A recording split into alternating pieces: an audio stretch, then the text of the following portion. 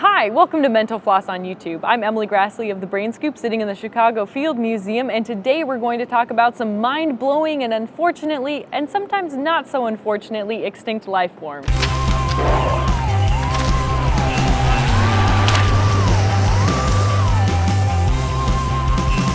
It wouldn't be right to start off talking about anything but the earliest evidence of life itself, which are layered structures called stromatolites. Stromatolites occurred when early bacteria and microbial life formed mats that turned into sedimentation on the bottom of the ocean some 3.5 billion years ago. So life began. But not a lot else happened for the next 3 billion years, so let's fast forward to trilobites. Trilobites! These early arthropods, aka invertebrates with hard bodies like our modern day lobsters and spiders, are some of the most diverse forms of early life on the planet. Trilobites were around for hundreds of millions of years, from about 521 million years ago to up to 250 million years ago before they all died out in the Permian mass extinction.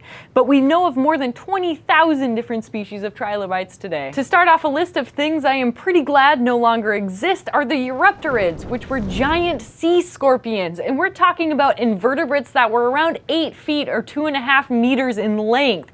That's the size of a crocodile. These predatory cannibals show up in the fossil record around 460 million years ago and thankfully died off around 248 million years ago. It wouldn't be right to glorify history, so let's talk about how some early life forms subsisted, like this poop-eating snail. This early gastropod from the Silurian period existed about 443 to 419 million years ago.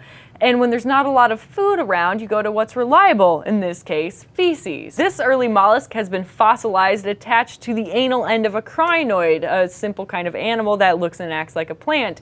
And here it shall forever be frozen in time as evidence of its dirty poop-eating habits. The DUNKLEOSTEUS was one of the largest plate-skinned armored fishes ever to live, and it swam around 380 to 360 million years ago. Scientists here at the Field Museum have concluded that it had a bite force comparable to that of T-Rex and our modern-day crocodiles. It would have used up to 1,100 pounds of force and closed its mouth so quickly that it would have created suction in order to draw in its prey, and oh my god, I am so glad they don't exist anymore. Another ancient ancestor we owe a lot to is the TIKTAALIK, also known as a fishapod.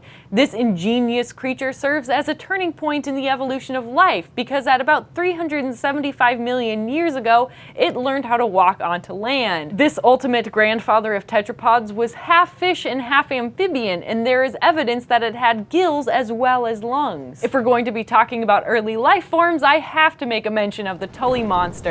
This unique soft-bodied invertebrate lived about 300 million years ago and so far is unique to the Illinois region, so naturally they went ahead and made it the state fossil. The TULLY monster is unique because of its weird cuttlefish-like tail, its proboscis with teeth, and its adorable protruding little eyeballs. EDAPHOSAURUS, which you may recognize, was an early synapsid, which is kind of like an early mammal-like reptile. They existed from around 303 to 275 million years ago and are most notable for their gigantic vertebral spine. Unique to Edaphosaurus are the crossbars on these spines. Nobody can quite make up their minds what they were used for, and debates arise on whether or not they were used for food storage or thermoregulatory reasons. Another animal I'm increasingly glad no longer exists is the HELICOPRION, an ancient shark from the early Triassic that lived around 250 million years ago. Not much is known about this terrifying creature other than instead of normal teeth, it essentially had a circular saw growing out of its mandible. Scientists refer to this as a tooth whirl and provided a never-ending regeneration of permanent teeth. We couldn't very easily have a list about mind-blowing now-extinct life forms without at least giving a nod to the Tyrannosaurus rex. Specifically this lady behind me, who is the largest and most complete example of her species ever to be discovered, making her one of the largest land predators to ever walk the planet.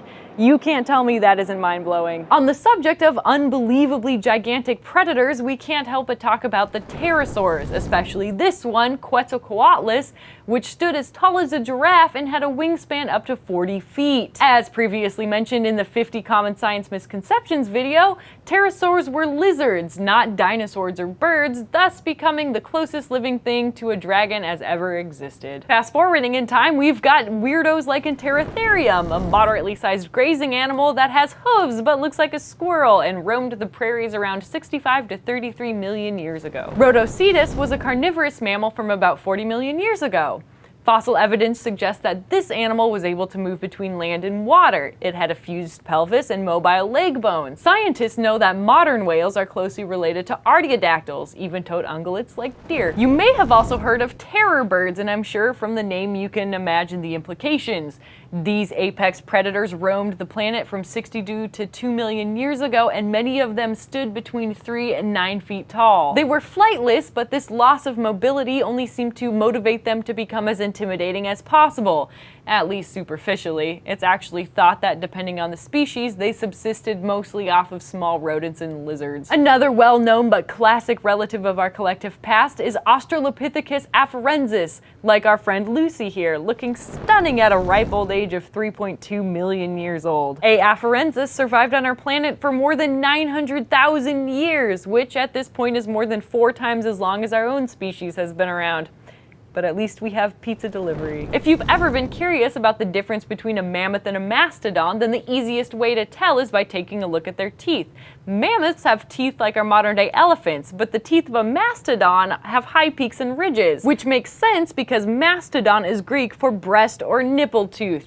We were still hunting and eating these guys up until about 10,000 years ago. Another notable and difficult to ignore Ice Age mammal is Megatherium, the giant ground sloth. I bring these guys up because they are one of the largest land mammals to ever live, and we are still feeling the negative effects of their extinction today. Big animals mean big poop, so the sudden decrease in distributed fecal matter means there's a lack of nutrients in the soil, like phosphorus, which help to promote healthy forest growth. The Irish elk is another one of these giant Ice Age megafauna to disappear from about 11,000 years ago, although it's not entirely certain if it was due to climate change or overhunting by that pesky species Homo sapiens. Irish elk is a bit of a misnomer since they were still found in parts of North America, and they compare more favorably to deer than elk, but true to their megafauna nature, they had racks that measured up to 12 feet across. The passenger pigeon is worth noting because of the sheer improbability of its extinction. It was the most abundant bird species to ever exist, and gigantic flocks would sometimes take 14 hours to pass overhead,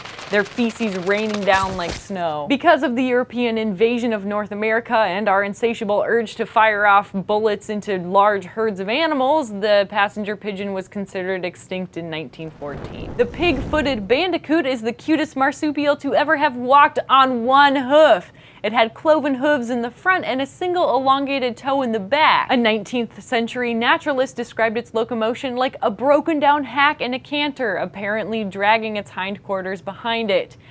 The poor bandicoot was considered extinct in the 1950s after over-farming in Australia. Even though they're gone, scientists are trying to bring back the recently extinct gastric brooding frogs. There are only 2 known species ever to exist. They were discovered in the 1970s and gone by the 1980s, but they are the only known animal to ever give birth through their mouths. And it's hard to say because it's hard to believe. The female would swallow her recently laid eggs and then keep them in her stomach until they were fully developed. And then when they were ready to come out, she would forcibly vomit them all out at once, sometimes up to 26 at a time. Thanks for watching Mental Floss on YouTube, which is made with all the help of all these nice people, and super huge awesome thanks to Bill Stanley, Alan Resitar, Paul Mayer, Jim Boone, the Harris Learning Collection, and everyone else at the Chicago Field Museum. Every week we endeavor to answer one of your mind-blowing questions, and this week's question comes from Lily K, who asks, is it true you have to wait a half hour after eating before you go swimming? It is an old wives' tale that you will get a cramp and drown if you go swimming immediately after eating, but maybe you should just give yourself a little break anyway. If you've got a mind-blowing question that you would like to see answered, make sure to leave it in the comments below.